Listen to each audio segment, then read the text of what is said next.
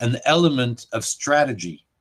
And I think that's the important point to have in mind, is that first of all, there was very technical compliance. Then gradually, over the late 1990s and the early 2000s, so at the start of the 21st century, for firms, compliance gradually evolved as an element, a subcomponent of risk management, risk assessment. And so that was a first change of trend, and a first, I would say, stretching out of the compliance function. But what seems to be the case now is that it's going even further, and it's really related to what we were talking about, the outcomes-led, the fifth stage of development of regulation and compliance, of the couple of regulation and compliance, that it is now also a tool. I mean, it's still a tool to control, to monitor, to identify risk and to manage risk, but it is now also adding a new dimension to it, that is the strategic thinking, the anticipation, the look in the future. And so that's the key message from the Compliance Survey 2020 by Deloitte. So I find it quite interesting. And they consider that if that function, the compliance function, is being stretched to address future challenges, they add that compliance professionals will need to focus on clearly defined compliance activities, invest to address skill gaps, and rebalance teams with appropriately skilled staff. The point here is to say that because of that evolving nature and function of compliance, you have to make sure that the skills within the compliance department or the compliance teams are adapted to these new function and the new dimension of the compliance function. The NASDAQ Compliance Survey 2020 is interesting because, first of all, the NASDAQ, as you know, is online stock exchange. Okay, the NASDAQ annual global compliance survey, it's the 6th year. Okay, they've been doing this survey for the past 6 years. It is a survey that focuses, of course, on financial firms, because I mean they're focusing on the firms that are member of the NASDAQ, and the NASDAQ is an online stock exchange. So obviously they work with investment banks, traders, and things like that. Those are their immediate clients. And the title of their 2020 survey is Accelerating Surveillance Technology Demand from Financial Firms During COVID-19.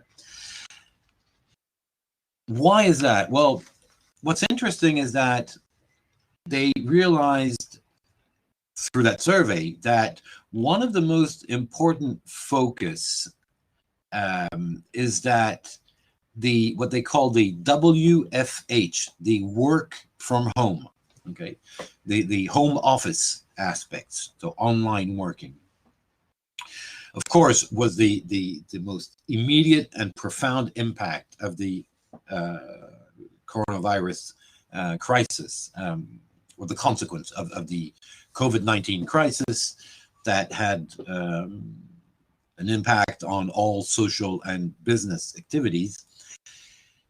Well, one of the clear elements in the working environment was to move towards work from home, okay, or home office, what sometimes the Europeans call teleworking. Okay.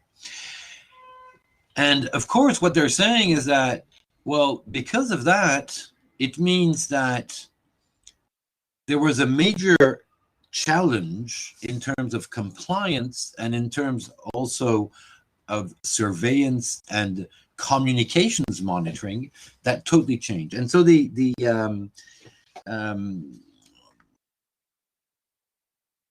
main result of that survey, the NASDAQ's last survey, is that investments by financial firms. Okay? We're talking here about financial firms.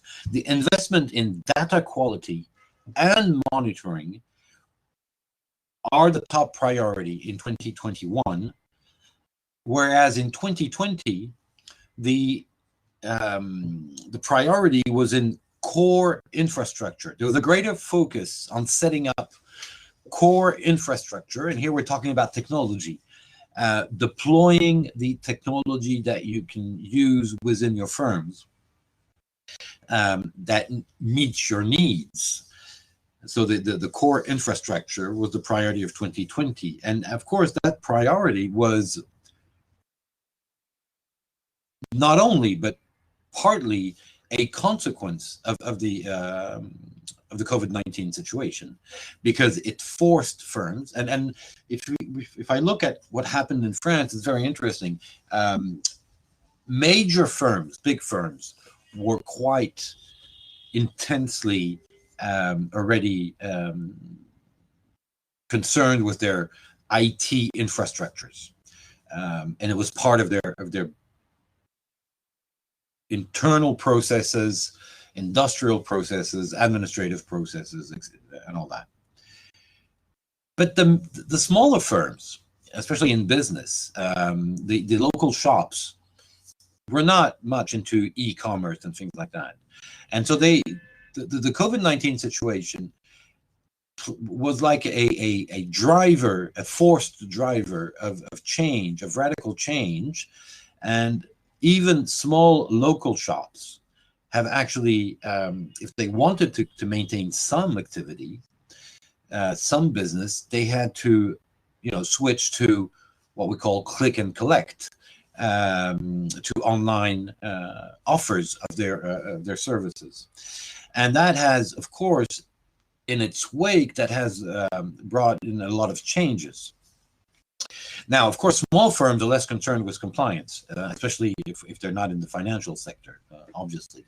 And there are not that many small firms in the financial sectors. But so that's a general change. Now, for financial firms, since they were already pretty much into these new technologies, one of the reasons being that the financial services industry today is heavily reliant on IT, okay, because everything is done online through different processes.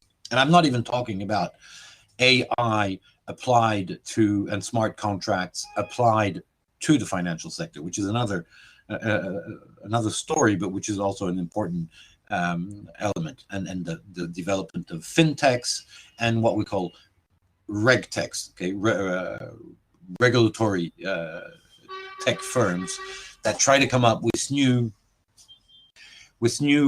instruments to meet regulatory aspects. And so the NASDAQ Annual Global Compliance Survey 2020 actually has top 4 key takeaways for 2020. And once again, that came from the survey. So what happened in 2020? First of all, the first takeaway is that the pandemic heightened the challenges, increased the challenges, and shifted the focus areas for the compliance personnel and compliance teams. Okay, why? Because financial firms had to adjust their monitoring and alert coverage to adapt to the remote work transition. The fact that people moved outside of the office premises to work from home had, of course, a direct impact on how you adjust the monitoring of the activity. And this happened in a period of extreme market volatility, okay? And so some of the two most important elements that compliance firms had to face during the year 2020, and 2021 is probably not very different on this point, was that market manipulation and alert management were the two most important trade surveillance requirements of 2020. The first few months, or the first semester of 2021 doesn't seem to be much different. So that's the first key element that comes from the survey. The second element was the budget allocation that have shifted to core functionality.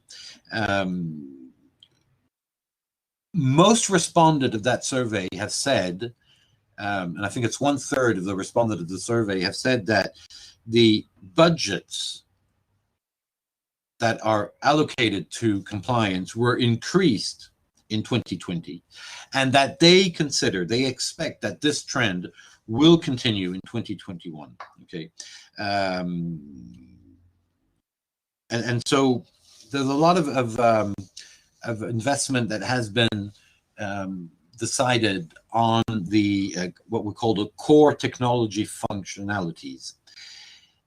As a consequence, which is an interesting consequence, is that the planned investment in innovations were not totally frozen, were put on hold. Okay,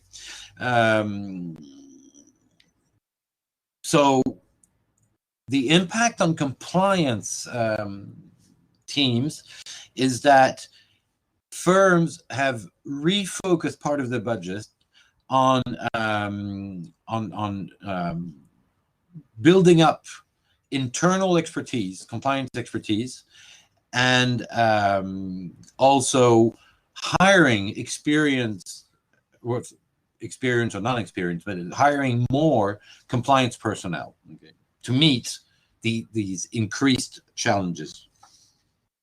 The fourth element that came out of the survey, which is interesting, especially after what we're going to talk about just after, is that reputation management. Reputation management is still considered to be a driver of all the investment decisions that are made in new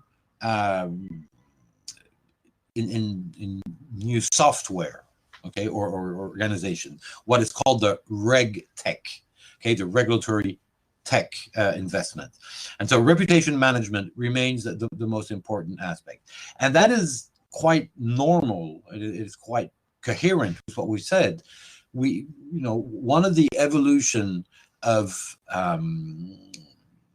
the regulation that applies to the financial industry, financial services industry, but also more generally, is that there's a lot of soft law. So there's a lot of principle-based rules that are being put in place, rather than just having a sanction, okay, a rules-based approach. The practical consequence for firms is that part of their risk has moved away from a legal risk, a purely legal risk, to a reputational risk.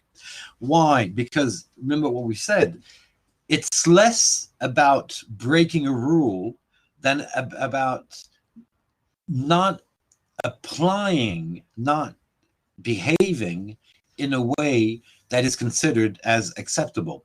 And that is why the ethics, the business ethics aspect have become so much important. But we know that, of course, a non-ethical behavior can bring a legal risk. I mean, if the non-ethical behavior within the firm results in bribery, results in breaking a law, then you have a legal risk. But part of the non-ethical behavior is only sanctioned by reputation, by bad reputation. All right, and so that is why it has become so high on the agenda for firms. And the last, I would say, key takeaway from the NASDAQ compliance survey, the latest one, is that the importance of compliance to firm operations keeps growing. Okay, nearly 3/4 of the respondents reported that their organizations considers compliance standards highly important, which is a clear jump in just 3 to 4 years. Okay, because in 2016, for example, there was only just over 50% of the respondents that considered that within their organizations, compliance was highly important. Today, it's nearly 75%, and that is coherent and makes sense with what we've said and what we've mentioned up to now. So I think that that's an important aspect, because it's parallel to the fact that new compliance is bringing compliance, or giving compliance, a seat at the table in executive conversation, and at top management level. And so compliance is not just an internal process to make sure that things are running, following the rules and following your internal rules. It's not just a monitoring instrument. It's much more than that. It's related to risk management and the strategic thinking that takes place within the firm. So these surveys, and I'll upload them on the Canvas platform, but these surveys are important as they really reflect the primary role of compliance and the compliance function in today's world, and that is true globally, but even more so in the financial sector. Okay, but that's true also in other types of firms, even though we are focusing on the financial sector. And I would ask that one of the probably the latest development in compliance, if we want to talk in global terms, or in taking one step back, is that probably one of the most important shift today within compliance is the drive towards greater efficiency, because it has become such an important function within the operations of organizations. It has to be improved in terms of efficiency, and that is probably why hiring and budgets, of course, follow that trend, which is a constant increase and a priority. And to a certain extent, that is exactly what the COVID-19 situation has helped trigger. Once again, I think I've said this before, but it's important to understand, the COVID-19 hasn't created this trend. It has accelerated a trend that pre-existed, and we see that in many areas. The COVID-19 hasn't so much as created new situations, but because it has changed the context, it has accelerated a set of trends that pre-existed, and that will not go away even if we end the COVID-19 situation. That's the main thing main lesson to understand. If the COVID-19 has just accelerated trends, it means that these trends, they were there before and they will remain after. Maybe a bit change, but they will remain. That's important. And the Deloitte survey is interesting because there's one element in that survey where they focus, a set of questions where they focus on what is keeping compliance leaders up at night. Okay, why can't compliance officers or team leaders, why can they not sleep well at night? What are their concerns? And the biggest challenges facing compliance over the next 24 months, so 2021 up till 2022, nearly 40% of the respondents of the Deloitte team said it's about resource capacities or capabilities. Okay, so it's about the ability to address the issues and the challenge. Then the second item that keeps them awake at night are regulatory change. And that, of course, of course, the impact of the health crisis has triggered a lot of changes, of regulatory changes, and some of them temporary, okay, transitional, just to address the situation. But there are also a lot of regulatory change that are not directly linked to the COVID-19 situation. The third element that really bothers compliance leaders,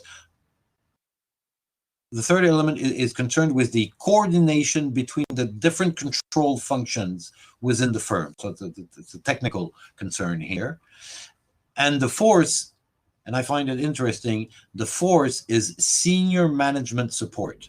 They are concerned with that, which is interesting because depending on the firm culture, okay, depending on how the firm addresses these compliance issue and the compliance function, there's a large numbers of compliance leaders that consider that they probably do not get a sufficient support from senior management because it's a concern. So if they were getting it, it wouldn't be that much of a concern. And 17% of the respondents in the Deloitte survey said that, you know, senior management support is something that keeps them awake at night because they need it, they badly need it, and they probably do not get exactly the level of what they should be receiving. Last figure that I like to extract from that Deloitte survey is that over half of the respondents believe that the challenges that they are faced with today would exist regardless of COVID-19. Okay, and so that's just what I was saying just a bit earlier, is that the actual pandemic, the situation that we are experiencing across the world in different shapes and forms, of course, is accelerating changes, is forcing people to address new challenges, to look at the future. But many of these and most of these challenges would exist regardless, even if the COVID-19 had not happened. And so this is an important element because to a certain extent, the COVID-19 is an eye-opener. Okay, it's a driver and an eye-opener, but it is not the cause of the changes that we live in, especially and here I'm talking about, of course, I'm talking about compliance. All right, so these are recent elements that are interesting. Now, I want to come back to the link between ethics, business ethics, and compliance. Obviously, obviously ethics is an important part of compliance. Now, how do we get along putting that into place? How do we create an environment that is ethical? And that's where I'd like us to listen to Shefali Roy and Alexander Wagner. Interesting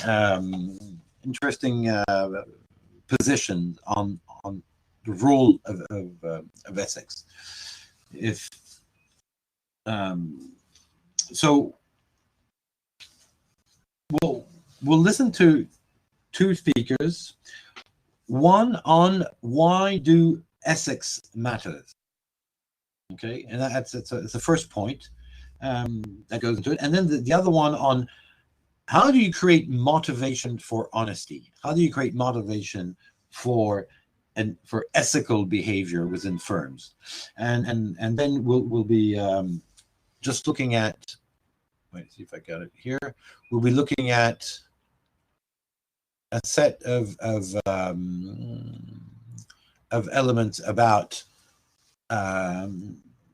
different ethical situations that are actually quite common, or that can be common in firms, and how do you address them, just to illustrate those aspects. And then I'll be moving on towards the financial sector regulation, and how the corporate governance, compliance, and ethics are intertwined and how they function together. All right, and when you listen to the talks here, think about what you heard when you watched Alex Edmans talk about social responsibility, and what are the drivers, why social responsibility and a social responsible approach makes sense and is not in opposition with economic growth and development. And maybe I'll try to oops, no, wait a minute. Not what I want to do. And maybe I'll try to ask you questions just after. So first talk is, where is it? About Shefali Roy. Why do ethics matter? Okay, copy, paste.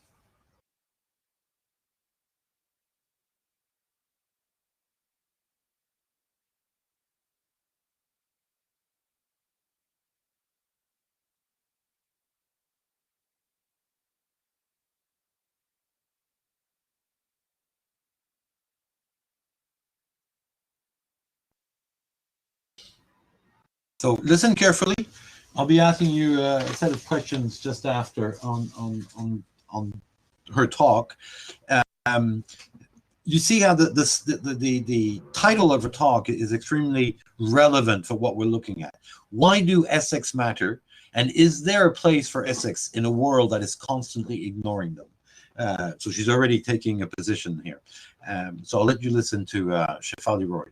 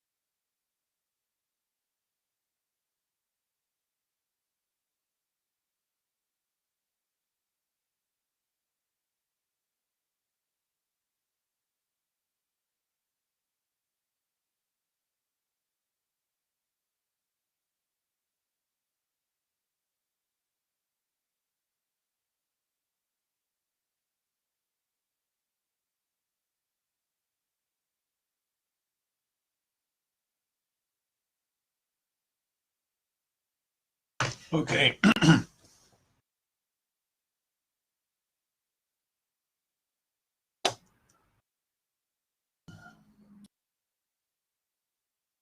All right. I hope that this was clear enough, that you've understood. I don't know if there are any questions regarding some points that you might not have understood, but do not hesitate. I would have a question for you. Are you familiar with the Panama Papers? Know what the Panama Papers were? So that's an interesting element. All right, so you are familiar. So what can we say about the Panama Papers? What was it exactly?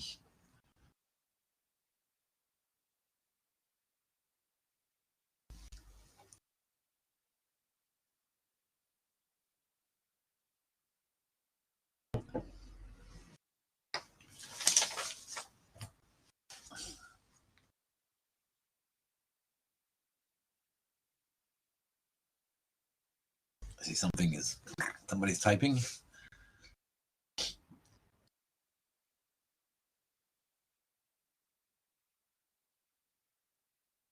Can I review the case again? Okay. The Panama Papers are called like that because of Panama, okay, the little Latin American country. The Panama Papers are basically I think 2.6 terabytes of data, or if you want, I think there was nearly 12 million leaked documents. Now, the Panama Paper is the result of an organization of journalists, okay, that get together and that try to investigate across the world a series of issues. Now, in this case, it is a leak of nearly 20 million documents that detail financial and attorney-client information for nearly 215,000 offshore entities that were leaked in 2016. The documents, they in time, they go all the way back from the 1970s up till the years 2015. And they came from a law firm, a Panamanian law firm and corporate service provider called Mossack Fonseca. Okay. The documents were interesting because they contain financial information about wealthy individuals, public officials, and offshore companies. And the reporters found that there were a lot of shell corporations, okay, what we call shell.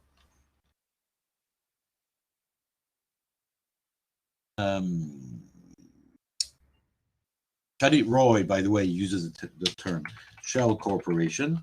A shell corporation is a shell, you know, like what you find on the beach, you find in the sea. So it doesn't have any operational substance. It's a shell, just to lodge in financial data, financial transaction documents, and things like that. Now, shell companies and offshore companies, offshore business entities are not illegal.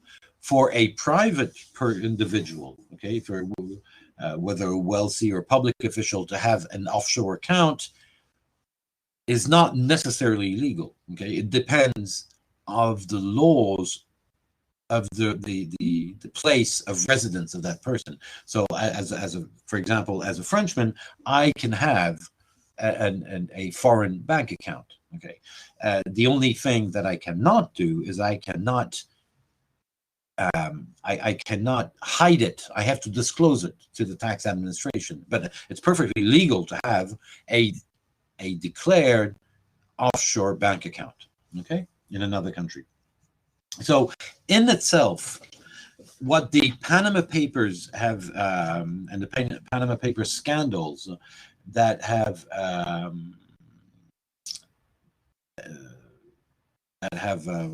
revealed was all these the way these financial transactions and movements of monies were organized. All right.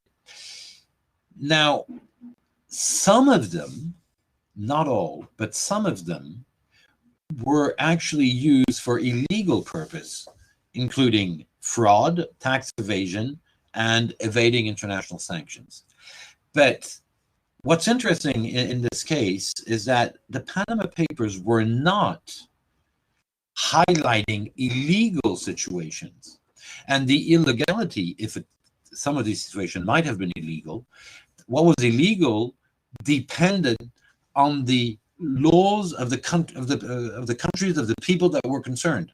Okay, depending on where you were located, that was illegal or not. And so, what's interesting about the Panama Papers is that it mainly raised an issue of ethics. People talk about morals. I don't like talking about moral because it's not really about moral. It's really about ethics. So the Panama Papers are a very interesting situation where a large group of international journalists, I mean, or let's say a large international group of journalists, this is journalists in different parts, revealed the financial and business practices of some individuals and some businesses. Well, not just some. As I told you, over nearly 215,000 that were not illegal, but that could be debated on ethical grounds. And public opinion reacted to that. Okay. And so it was, if we set aside the few cases, there were not that many within the Panama Paper disclosure and leaking. The few cases that were illegal, most of them were not. Okay, it had nothing to do with illegality. It was only about ethics. That's why the Panama Papers are interesting. So they're not that old. Okay, it's 5 years ago, and before that, there was the same group of journalists, the same consortium. It's a consortium of journalists. The same consortium had published the Paradise Papers. Now, the Paradise Papers were also a leak of documents, of financial documents, but the Paradise Papers probably were more concerned with laws and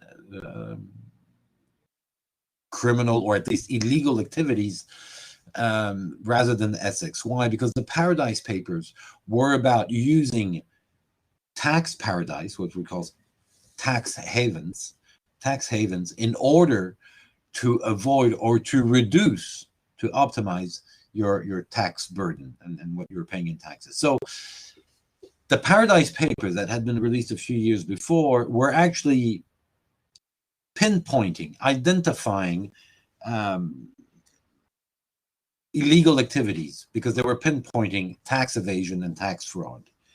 The Panama Papers, a bit different because they can only show situations that can be debated on ethical grounds and not on the legal aspects.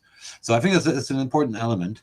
And what's interesting is that this was an international debate, because once again, it's a consortium of journalists, and when they release, they get access to these leaks, they work on them.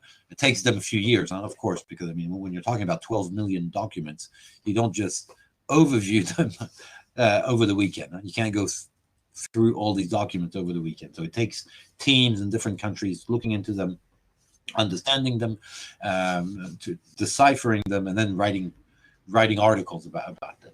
So when they released that, they released it internationally. So some journalists in France and Germany and in the US and Asia and different parts at the same time, they had worked together. At the same time, they published these articles.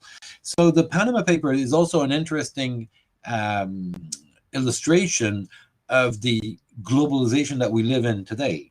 It also means that there is a global public opinion that is appearing, which is complicated because, of course, public opinion depends on culture and history. So it's not a uniformized public opinion, but there is this public opinion.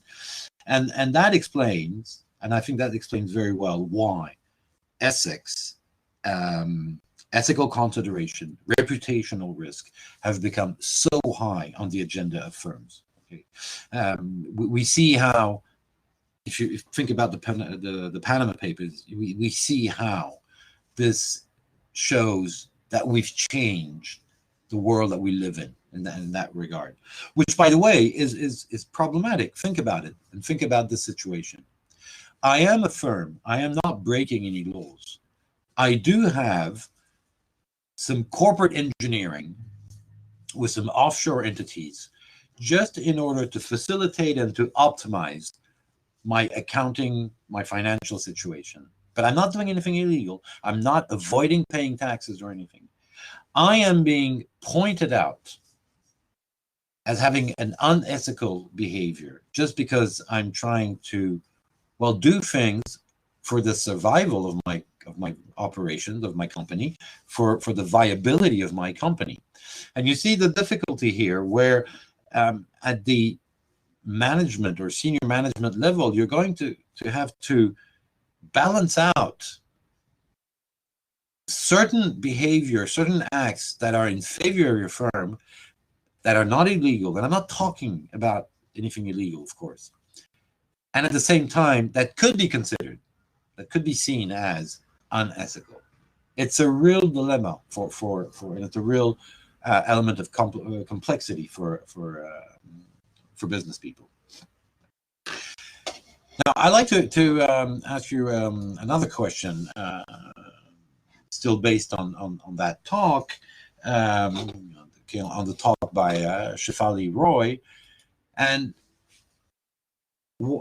why does ethics matters?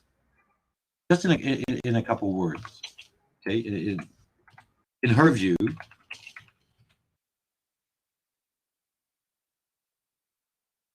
and in one or two words.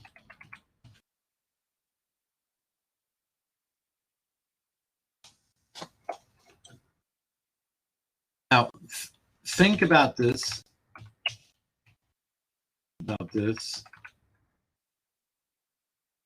In the Vietnamese context, or Asia, okay?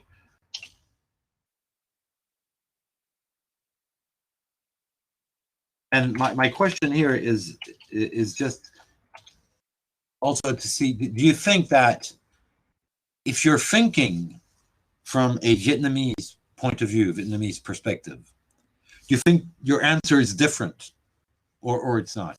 And that can be an interesting way to try to understand the behavior that you can favor within your organization, or on the other hand, that you have to try to make sure that it doesn't take place.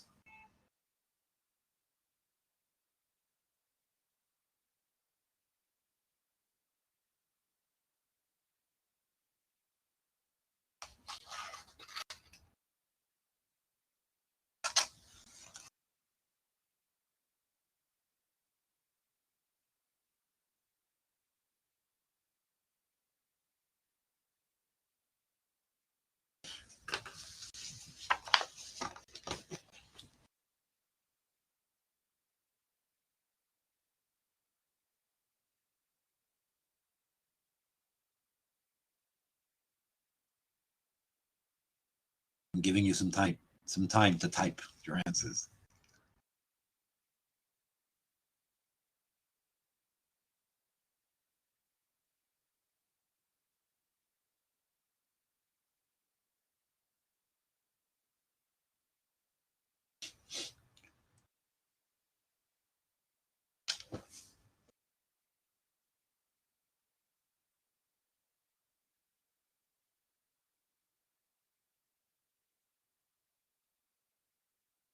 That's true. As you're rightly pointing out, it can be unethical behavior can be responsible for this. She mentioned the Bangladesh episode, which is the name of that case is the Rama Plaza. The name of the name of the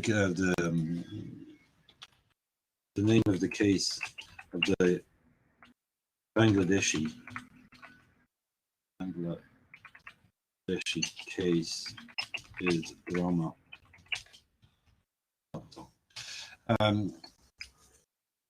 The Bangladeshi case, by the way, is also a very interesting. Well, it's not an ethical dilemma, but it's a very moral hazard. I totally agree. But the Bangladeshi case is an interesting point to consider. Think about it this way. It does seem unethical that there were so many deaths, about over 1,000 people, 1,100, I think, people that died. Workers in a clothes factory, in a garment factory. And they died because of optimization, to say it simply, or greed, is that the owners of that garment factory were not much concerned about the health and security requirements about the building. They just crammed in as many people as they could, as many operational units they could in the building, and they even added different stories to the building in order to have more people working there, just to meet the orders that they were receiving from retail firms selling garments. Okay. So it seems that there's something unethical on that side. And on the other side, think about it, the Bangladeshi owners, the firm that owned the Rama Plaza, was not in violation, in breach of any Bangladeshi law. Okay, it was not violating those laws. Okay, and so this is where you really see the difference. Okay, now what's interesting here, and this is why you have to think about it when you work in multinational firms. If you're a Vietnamese multinational, okay, and you have operations in different parts of the world, you could always say, well, I'm respecting regulation, and if I have a contract with one of my subcontractor, which is outside of Vietnam, in another country, I am not responsible for the compliance of that subcontractor or just that contracting party. I am not responsible for how that other person, that third party, is actually complying with its own rules and regulation. And this is where the ethical aspect steps in. But you might still want to know what your subcontractor is doing because of the ethical aspects. If something goes wrong, that could backfire on you, on your reputation. Although you're not legally responsible for the behavior of your subcontractor that is subject to another law, the ethical debate could damage your reputation. And that's exactly what happened in the Rama Plaza. It's that the international firm that had contracts with the Bangladeshi firm suffered from the consequence, because what was said in public opinions, well, yeah, maybe you're not responsible. You did not, of course, cram in so many people on premises that could not hold that number of operational units and factories and all that. But you're the one that gave the order to have the garment built, and you're the one that tried to lower the prices, so cutting the benefit. So you do have a responsibility. Yes, it is not a legal responsibility. It is a moral one. It is a question of ethics. Okay, so to that extent, we see why does ethics matter. We see exactly why ethics do matter to firms, and will matter to firms in a very complex environment today because of this internationalization and globalization, because ethical failures or failings can actually have damageable consequences on a firm, even when there is no violation, no breach of a rule. Okay, and so it becomes, that's why you realize how it becomes an important aspect of strategy in your firm. And so this brings us to, well, this will of course bring us to compliance. Compliance is going to take this in its hand, is going to take the ethical concern in its hand through the processes that it's going to set up. Ethics and values, they provide the justification for most regulatory standards, and of course these ethical principles will help regulators and firms understand what they should do and how to do it.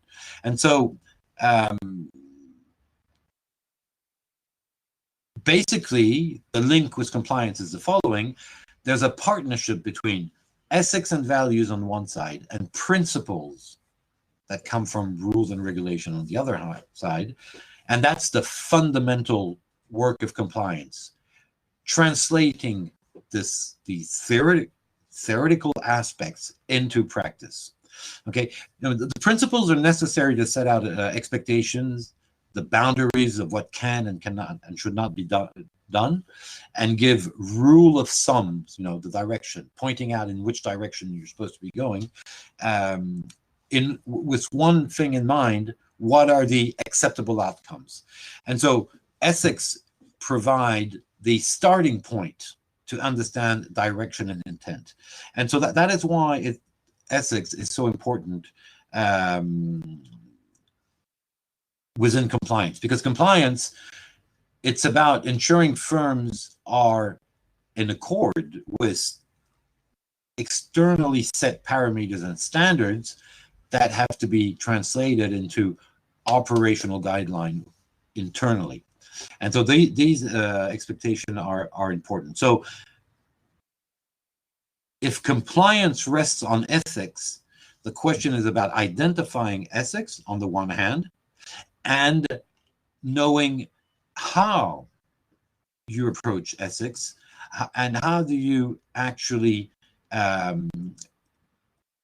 develop ethics? How do you put that into practice?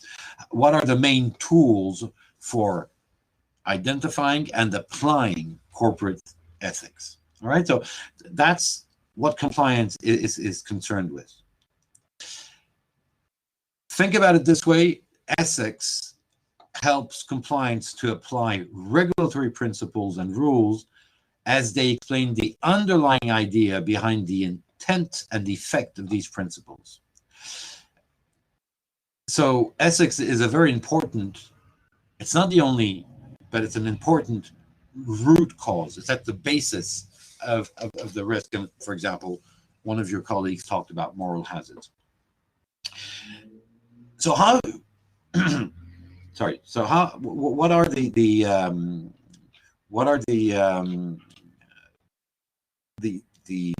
ethical framework that you can think of in financial services? Well, I'll give you the three main principles or guidelines that the FSA, Financial Service Authority in Great Britain, gave in 2002. It's not recent, but and the FSA doesn't exist. As I told you, it's the FCA now. It went from Financial Service Authority to Financials Conduct Authority. But in 2002, in one of the FSA discussion paper, it offered an ethical framework for financial services by saying that the core ethics were: first, open, honest, responsive, and accountable behavior. Okay, open, honest, responsive, and accountable. Second, a commitment to act competently, responsibly, and reliably. And third, relating to colleagues and customers fairly and with respect. So fair and respectful treatment of both colleagues, that's within the firms, and towards customers. And that's the framework. It's very, very, very general in terms, but that's the framework. These are the core ethics that cover how a firm is to behave and how it should function. So if we say this, how does a compliance practitioner is going to approach ethics? Well, the first step is to understand, of course, what ethics are and establish a list of examples of ethics that apply in a firm. And so you will start with things like, fairness, equity, honesty, responsibility, reliability, care. And this, once you've laid down the core ethics, try it. Okay, so core ethics have to be identified. So, for example, let's say fairness. Then you go towards what we would call derivative ethics or secondary ethics. That's ethics that expands upon the core ethics, but depend on that. For example, openness and transparency are ethics. But what they are ways of ensuring and demonstrating honesty. Okay, they add strength to honesty. So some of the terms about ethics, responsibility, are so broad that they need to be qualified. Okay, such as responsibility to whom, shareholder, stakeholder, etc. And then you have to define, what do you mean by responsibility? So this is an exercise that you can easily do by yourself, is to define your own ethics. And it's an interesting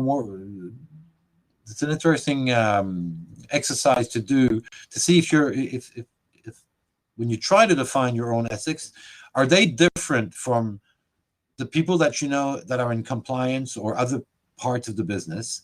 Are they different from the firm's collective ethics? You all work in companies. You might try to think about this for a minute. What are my core ethics? What do I believe as core ethical principles? And then think about, what is my firm's collective ethics, if it's worded out, because sometimes it's only implicit, sometimes there's nothing much.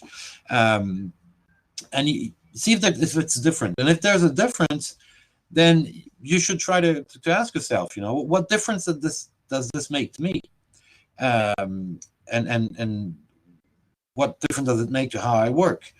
How do these differences appear in practice? Is anybody noticing? Is it something that people are noticing? Do you do anything about these differences? And are there any long-term implications of these differences, if there are any? So those are the kind of questions that have to be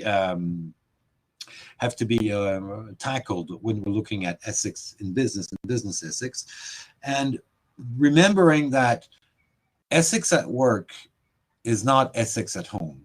Okay, there's a difference. Now, there is a problem though here, and this is a question that I'm giving you, and there's no answer. But can we consider that you might have two different set of ethics? And so, for example, you could, consider that you can leave your good intention at the front door.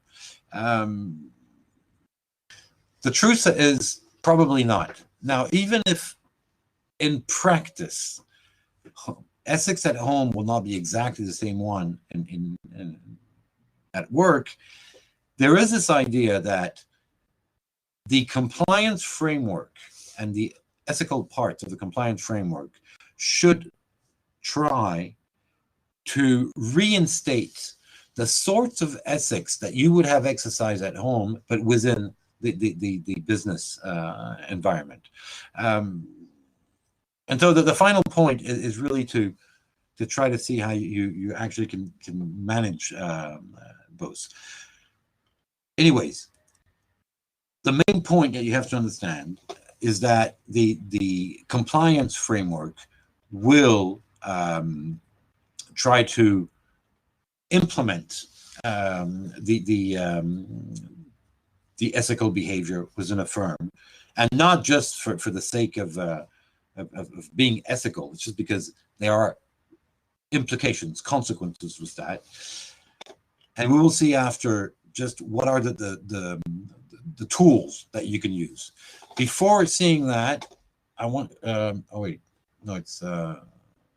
It's time for the pause. After, I wanted us to listen to, and the last talk, to Alexander Wagner, because Alexander Wagner gives a talk, the shorter talk, gives a talk about why, how do you motivate internally for ethical behavior? Okay,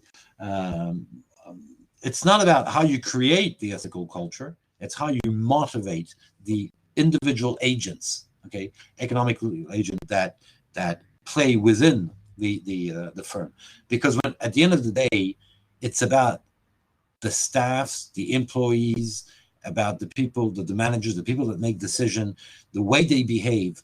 That is what endangers or not the ethical behavior of the firm, because the firm in itself will not do anything. The firm has no will. The firm is just a technical structure. It's how people behave from top senior management all the way down to the rank and file employees. All right, that's an important aspect. So we'll listen to Alexander Wagner talking about motivating for ethics and for honesty, and then I'll talk about the tools that can be used, and I'll bring up a few examples of compliance reports that will be a bit more technical. All right, but we'll have a break because it's okay. We'll have a 15-minute break. Sorry, 20-minute break, so you can have time to grab something for dinner, and then we'll be back on how do you actually, what are the tools that we can find within compliance and within the different internal processes. What are the tools that we can use to develop a compliance that will protect and favor ethical behavior, and thus reduce some of my risk as a company.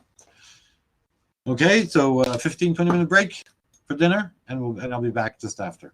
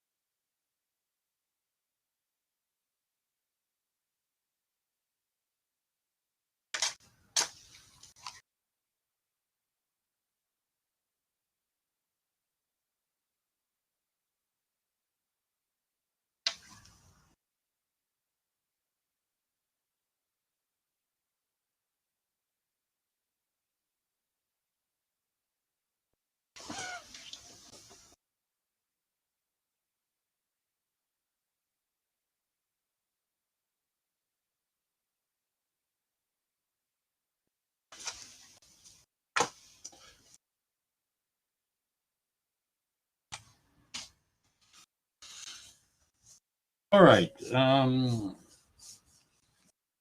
am back. And so we're going to start by listening to Alexander Wagner. And after that, I will be pulling up some compliance samples that illustrate very well the compliance program, and with a special, I would say, with a special look at the either ethical and or strategic aspect that you will find in them. Okay, but first, let's look at the motivations. Okay, that's very important. The motivations that we can think about in firms.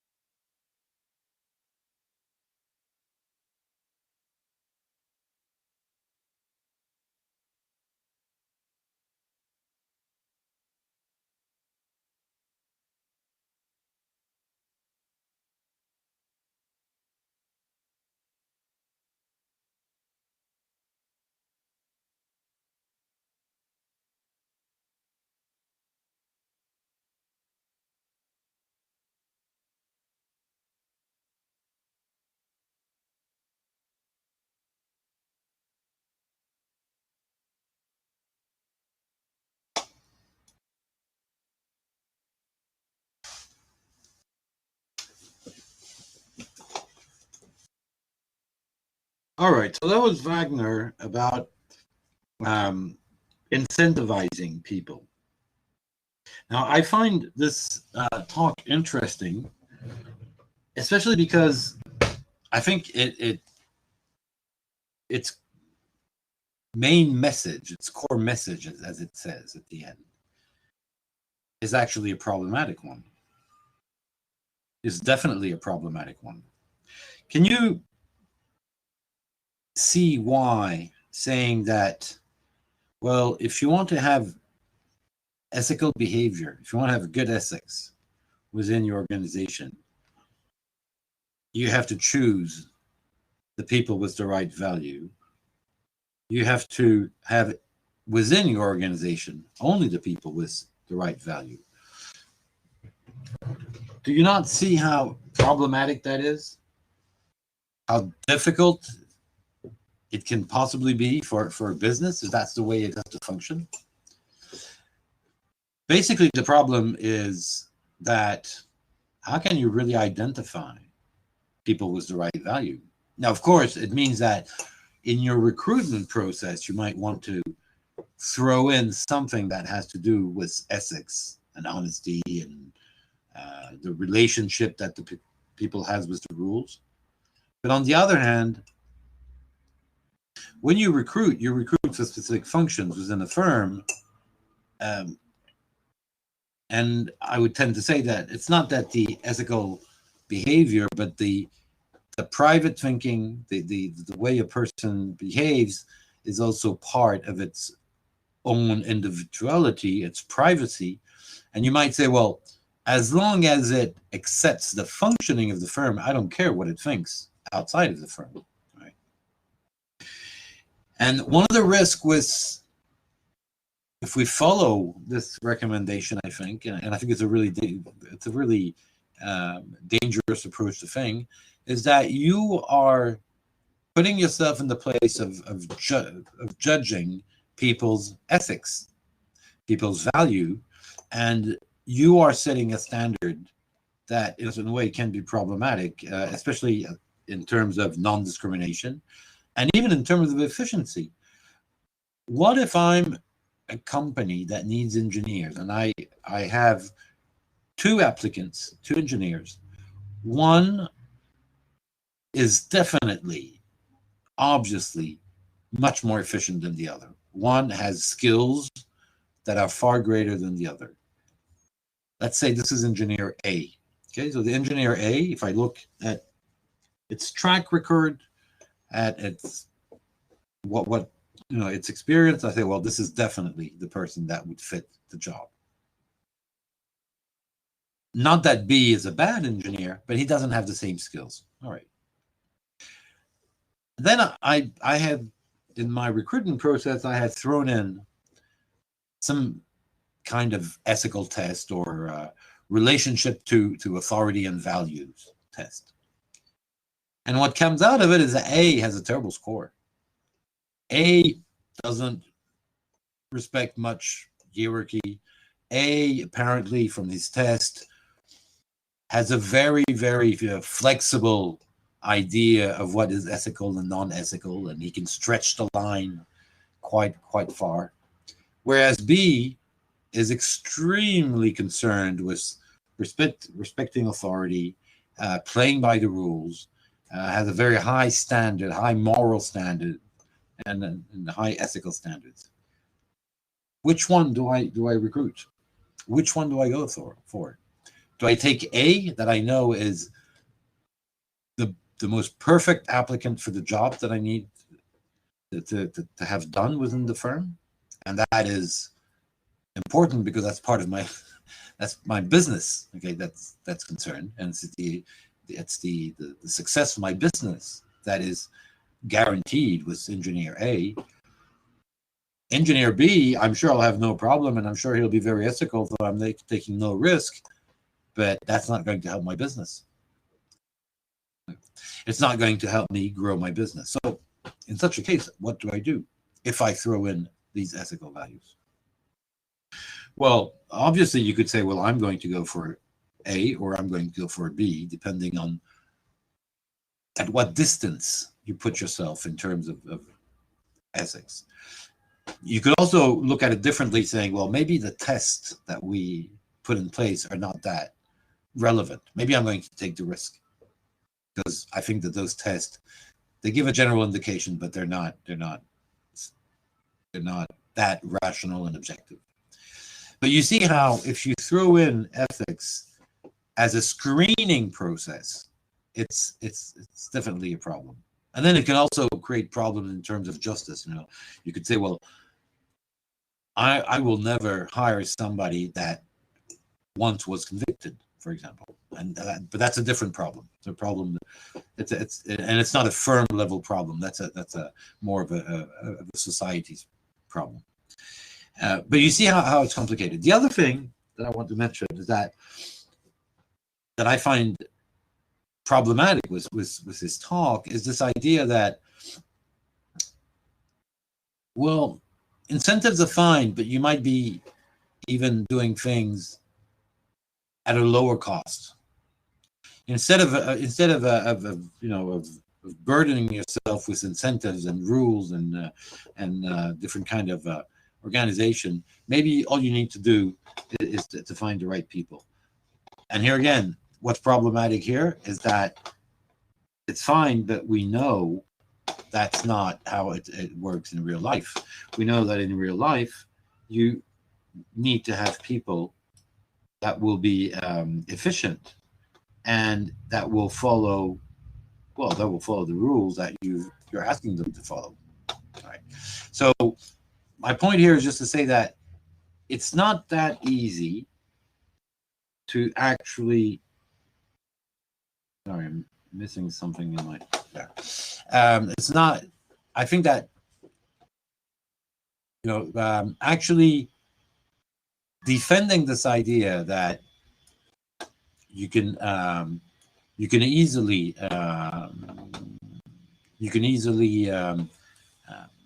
reduce the cost of ethical compliance by choosing the people. I think it raises more concern, more difficulties than anything else, and so that's probably not the best way forward. But the talk is interesting because it shows also one thing that you always should have in mind is that ethics are relative, okay, in a sense that ethics will be different from one person to another. And so that's an important aspect that you need to have in mind. Here is that the relativity of ethics, it's a question of people. But this is also why the tools, and I believe that's where the real element is, the tools are important. So what are the main tools for applying corporate ethics? Well, there's a set of tools, and I'm going to look at them just after, but there are at least eight tools that can be thought about, and the first three are directly related with the compliance process. The first main tool that we have, and people talk regularly, and in the talks we've listened to that was mentioned, it's writing an ethics code, having an ethics code, having some kind of roadmap that is accessible to all employees, right, and to everybody. And that ethics codes has to be reviewed regularly.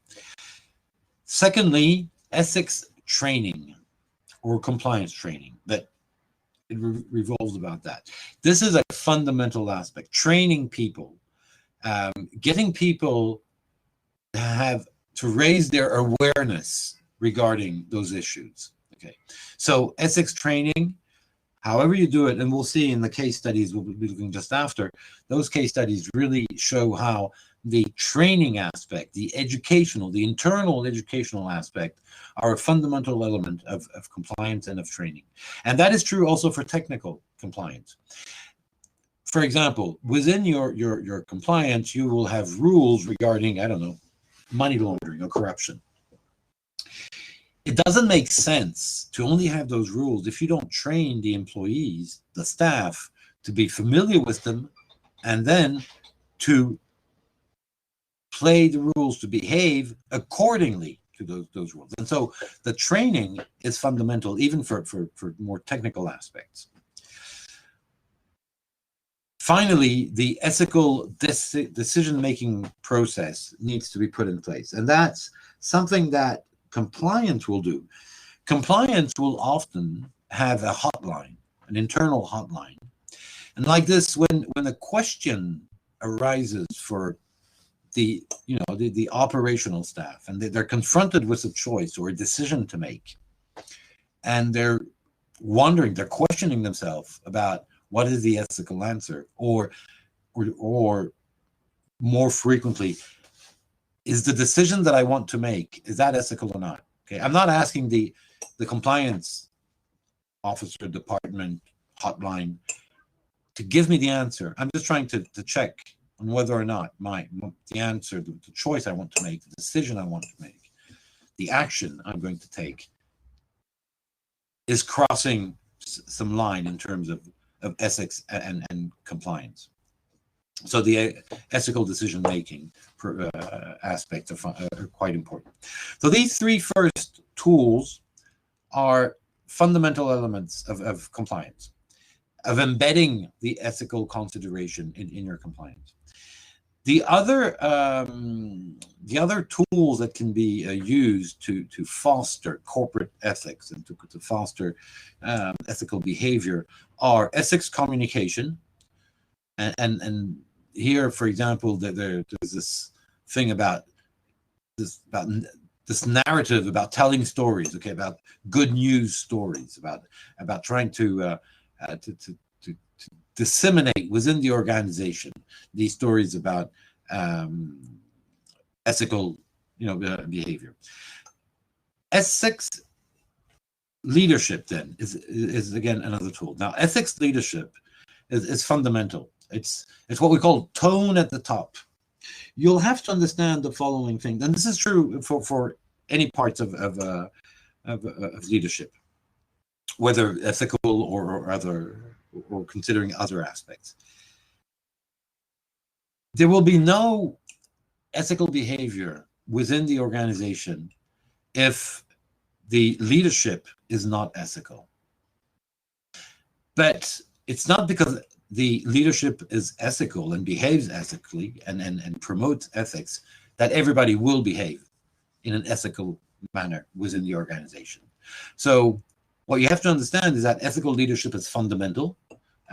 It is obvious that if you have a CEO that keeps saying that the balance sheet and the growth is much more important than any other aspects, respecting customers, respecting the environment, crossing a red line, that corruption might be terrible, but if it's necessary to be number one in the job, then we'll do it. You can't expect the organization to function in a very ethical way. But even, so that's the first point, we'll call tone at the top. But even if the leaders, the senior management promotes ethical behavior, is serious about, I don't know, harassment, moral sexual harassment, about corruption, about fighting corruption. Even if they're very serious, it doesn't mean that all risks are avoided. And that's why this is where I would disagree with Wagner. That's why it's not only a question of people, it's a question of incentives, of organizing things.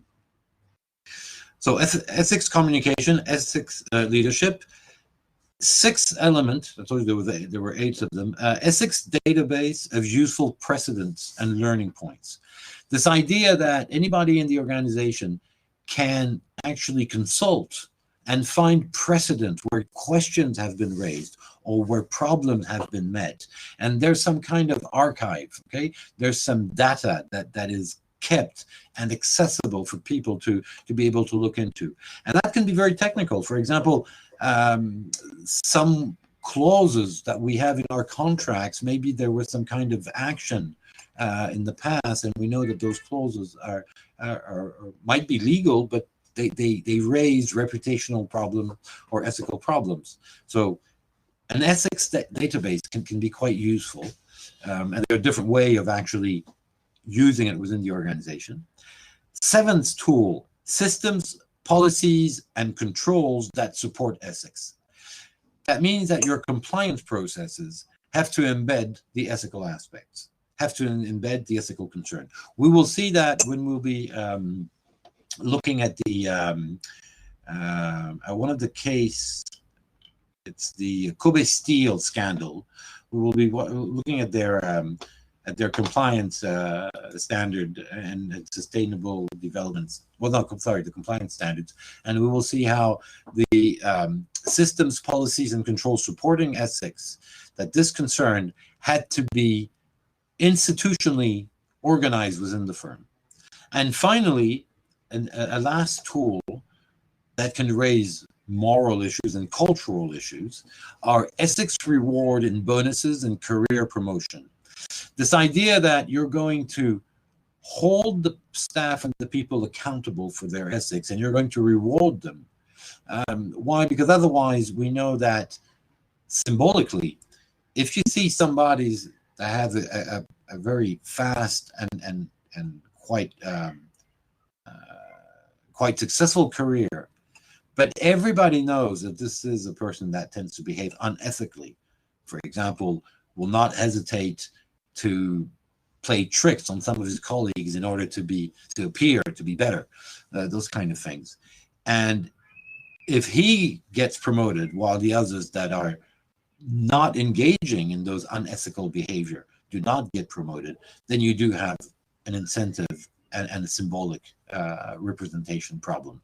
And so ethics rewards and bonuses and career promotion is an important aspect. It is also a very tricky one. Okay, it is a very tricky one because depending on the type of organization that you're in, you also want diversity. You want people to be able to come up with maybe new ideas. And if you impose a certain way of behaving and you promote those, you reward those that follow that way of behaving, and you do not reward those that come up with maybe good ideas but in behaving differently, then you might be creating a problem. But ethics rewards in bonuses and career promotion is definitely a tool that can be used, that can be considered when trying to implement an ethical behavior and to foster an ethical behavior, knowing that at the end of the day, bottom line is that by doing so, you are mitigating, you are reducing your risks. Why? Because you're reducing the risk of an action taken on behalf of the company that would be illegal, and you are reducing the risk of a reputational problem of an action that, although being legal, would create a reputational issue and damage. And so, at the end of the day, embedding your ethical, your business ethics, your ethical behavior within your compliance system is important, even if you're just looking at figures, at hard figures. It's just looking at the balance sheet of the company. And you're mapping out the risk that they're following. I want to show you an example of, here, yes, of an ethics and compliance program, the Office of Ethics, Compliance and Audit Service of the University of California. So wait, I'm just going to upload it.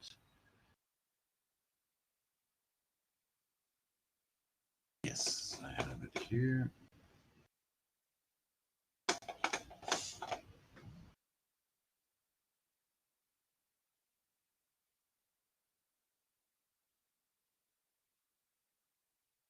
Oh, there it is. Okay, here.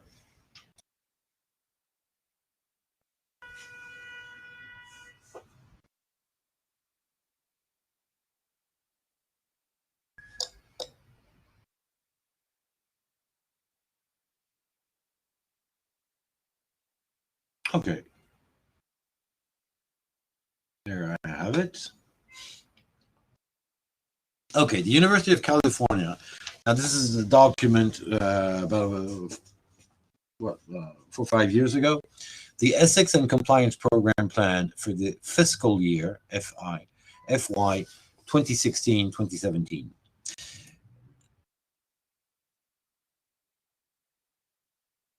The content is interesting. So there's a background and overview where it explains the ethics and compliance program and the development of that program. All right, and by the way, it has an interesting element regarding the constraint that leverage the compliance and the ethics and compliance approach. And then it has the key compliance risk focus area. And for the University of California, these risks are related to safety, to the research compliance risk, okay, to the activity, the research activity creates risk in terms of compliance, government reporting, international compliance, health science compliance, that is specific to health science, the data privacy and cybersecurity. Can I not grow this? Yes, I can. Might be better. Oops. Yeah. Okay, so so here we have the data privacy and cybersecurity and general compliance. The general compliance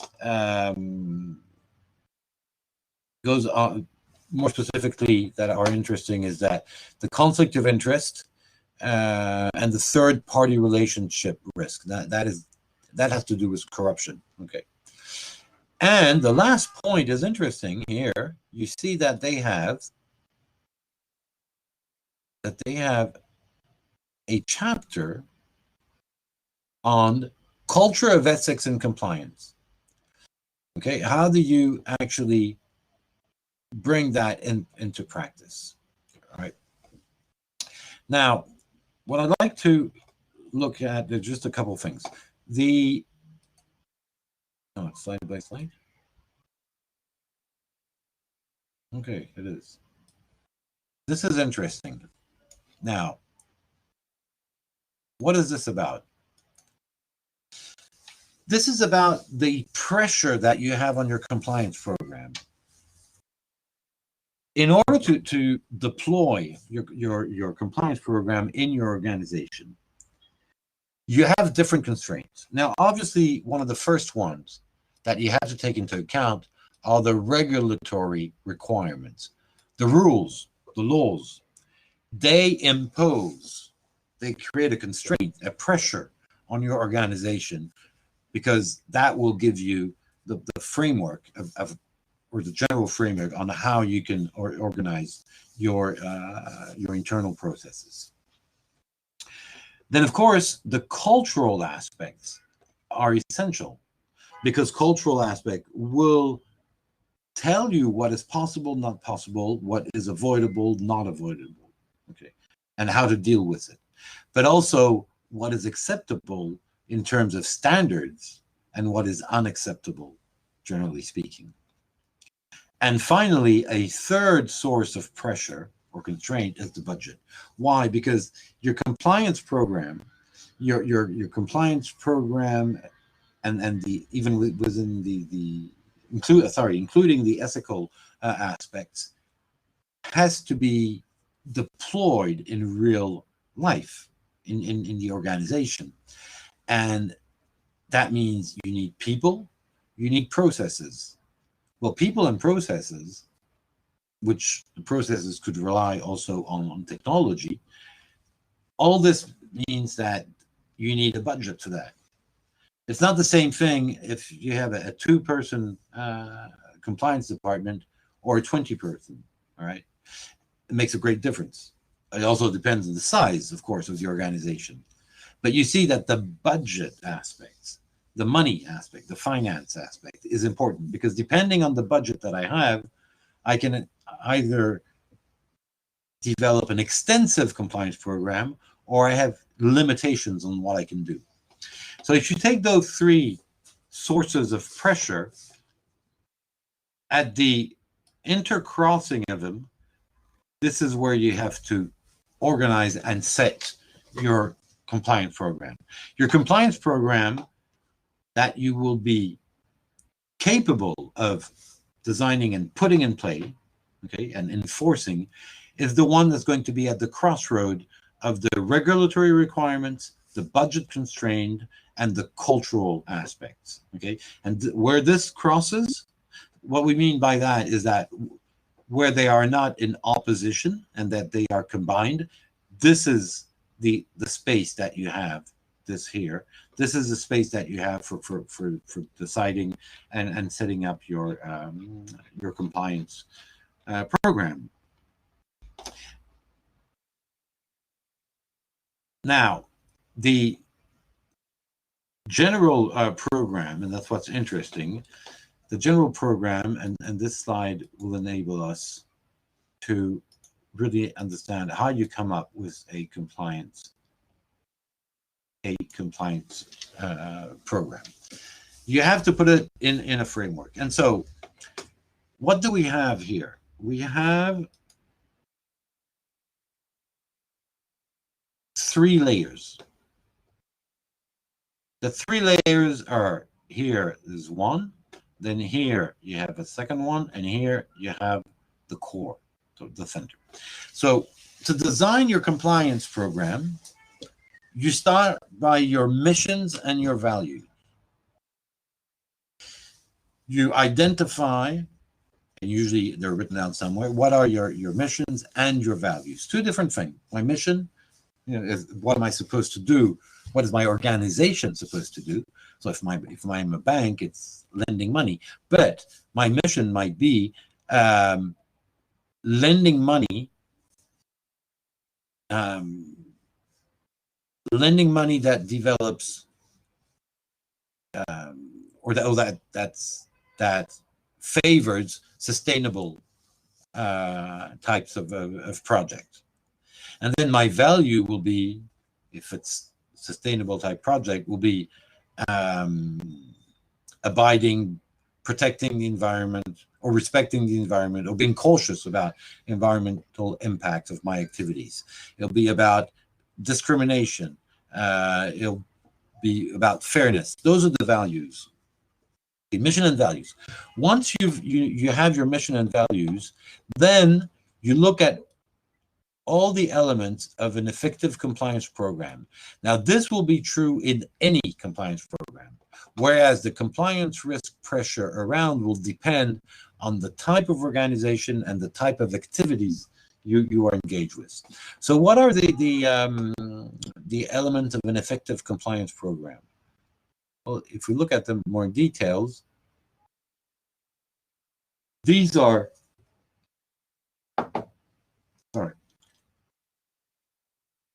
these are the element of the compliance program. You need oversight. That means you need to be able to have a general view of all the different bits and pieces of the compliance program. You need policies and procedures, definitely, okay, because you need to have the rules of the game known by everybody. You need enforcement and discipline. Yeah, obviously, if you have rules, you need to have some kind of enforcement. And you need to have some kind of discipline, because if you witness breach of those policies, irrespectful behaviors, non-ethical behavior, you need to have some kind of discipline. You should have response and prevention. Now, response and prevention, that's interesting. Prevention, as I told you, is one of the major elements of compliance today. It's not necessarily about fixing things. It's about avoiding the occurrence of something that could be damageable for the organization. So prevention is important. And of course, the response is, how you react either to a crisis or to a given situation where there is a questioning about whether or not the action is compliant with the missions and values and the ethical framework. Training, I talked about it earlier. Training is fundamental, and training is linked to communication and transparency. You have to have in your compliance plan, how do I organize communication? How do I organize the transparency? What are the basic principle I will apply to that? And because this is a fundamental aspect. And so, of course, and I should have started by that, monitoring. You monitor what's going on in your organization. And actually, these two are linked, as well as this. Okay, you're going to monitor through the general oversight and through the policies and procedure. Okay, because policies and procedure are a consequence of the oversight. Now, where am I going? How my organization is functioning. All right, so that's these are the elements of an effective compliance program they have to consider.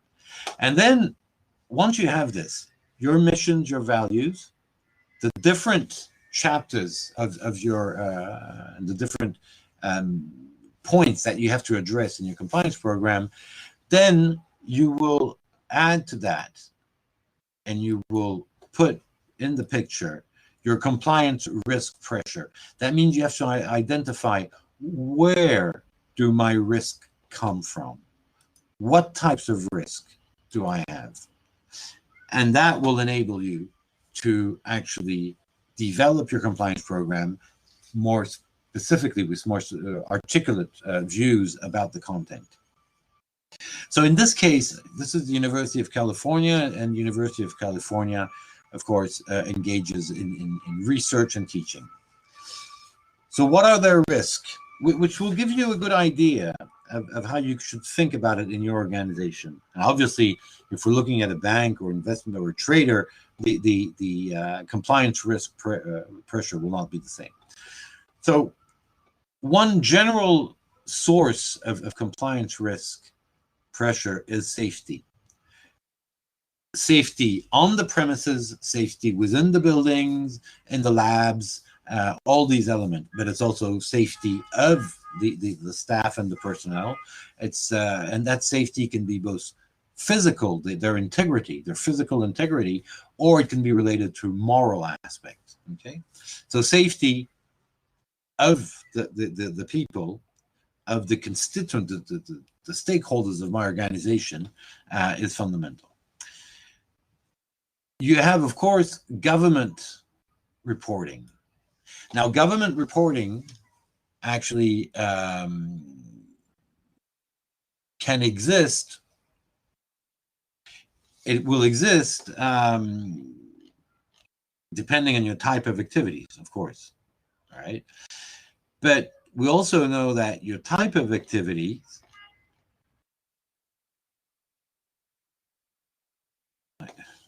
the type of activity means that your government reporting will vary, will be different. And if I'm in a firm, in a financial firm, I have another regulatory type of pressure. I have my accounting standards pressure, okay? And those are part of the reporting that I have to think about. The government reporting pressure in the University of California example has to be understood in the following way.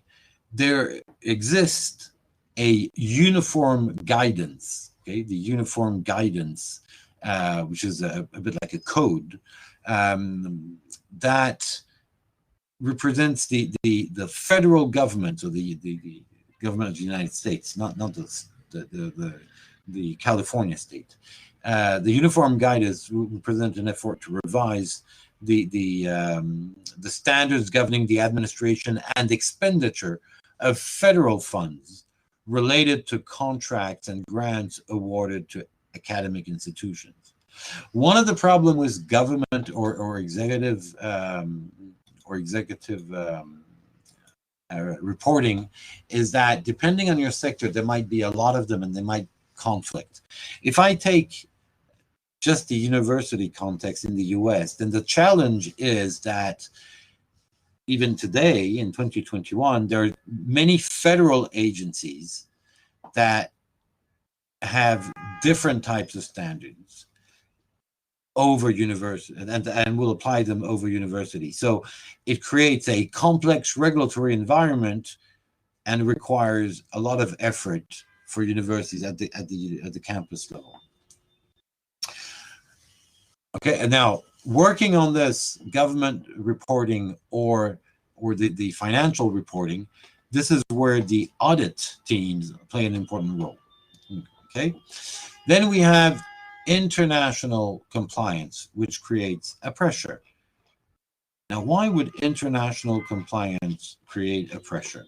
Well, international compliance has to do with the fact that if your operations, if your activity is carried out worldwide, then if you have an international presence around the globe, then there are increased compliance monitoring activities and enforcement by the different regulators.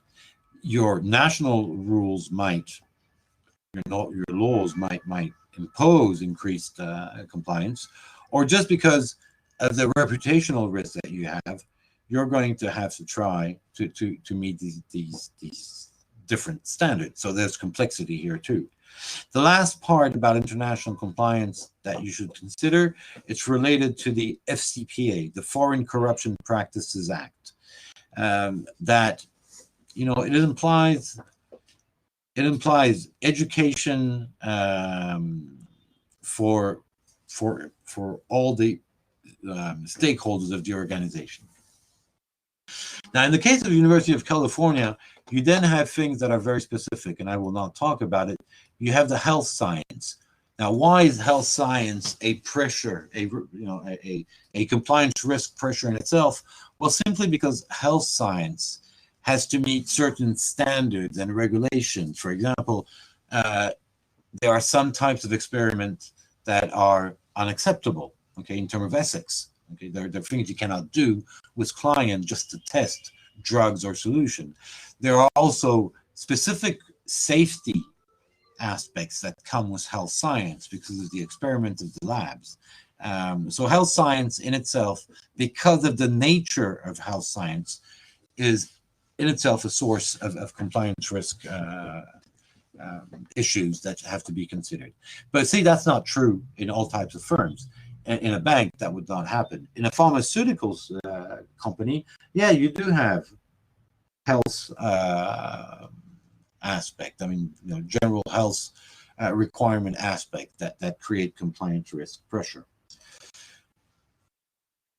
The data, privacy and cybersecurity seems obvious. I won't say much. Then we have general compliance. Okay, these are specific set. Now, general compliance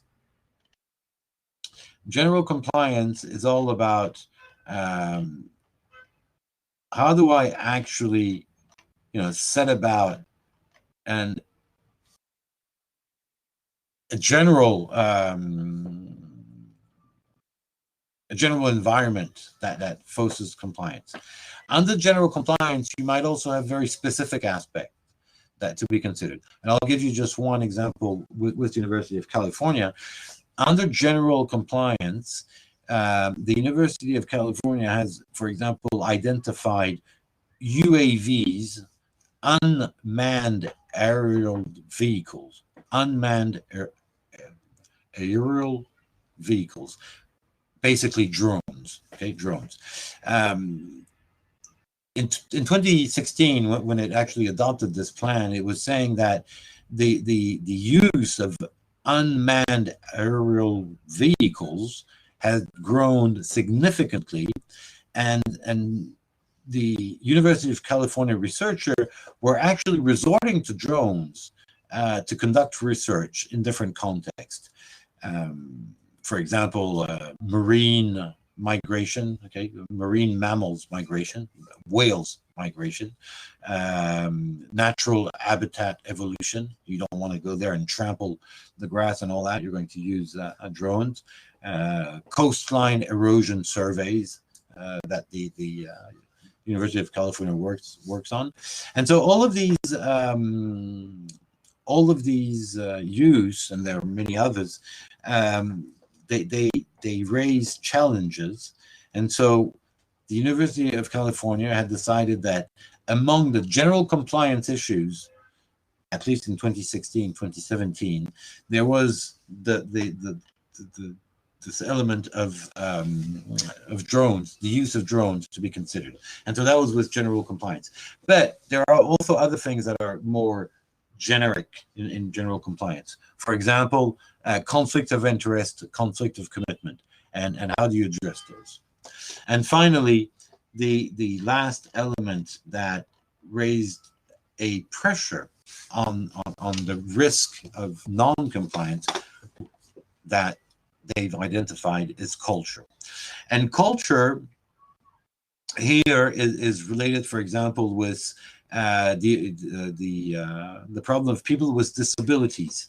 Okay, the accessibility, including the electronic accessibility, the fair wage, fair work aspects.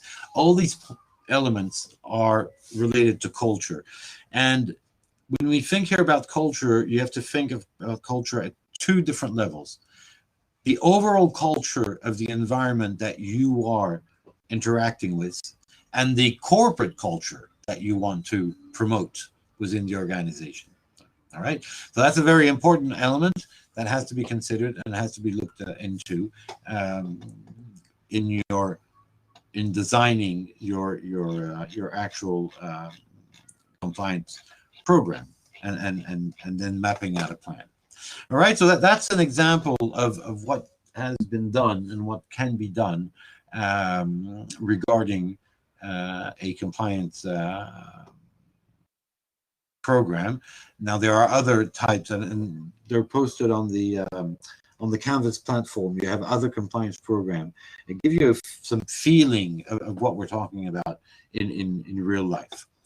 Okay, so that is important, and I did want to start the corporate governance, but there are only a few minutes left in the class, so I'll call it a day. And tomorrow we'll talk about compliance, and we'll be looking into two cases.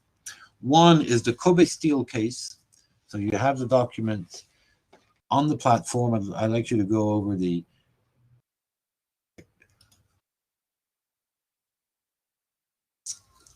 there it is. I want you to go over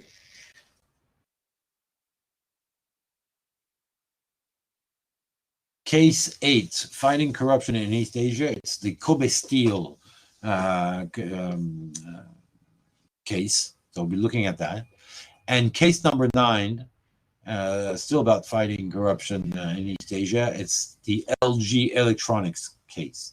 And they're very different cases. They were addressed differently, but they are great illustration of the difficulties of having a compliance program that embarks ethics and ethics consideration.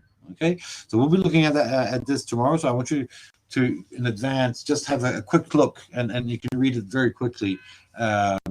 Those cases, they're not very long, and part of the case actually contains some elements of explanation, of understanding. So the first case is it's a 9-pager, and the other one, sorry, not the first case, the second case, the LG Electronics is a 9-pager, and the Kobe Steel is a 7-pager. Okay, so I'd like you to read that even very quickly for tomorrow, like this. When we do these cases, we go into the details of these cases. You are really benefiting from that session, and not just discovering the cases that we're using. All right, I don't know if there are any questions.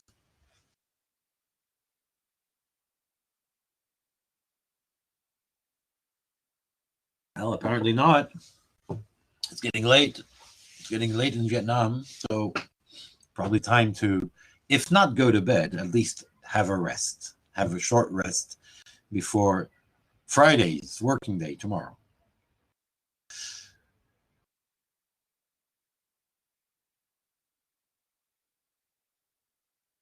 All right. Well, having said this, good night to all. Have a pleasant end of evening. A very good night, and I'll see you tomorrow. See you tomorrow.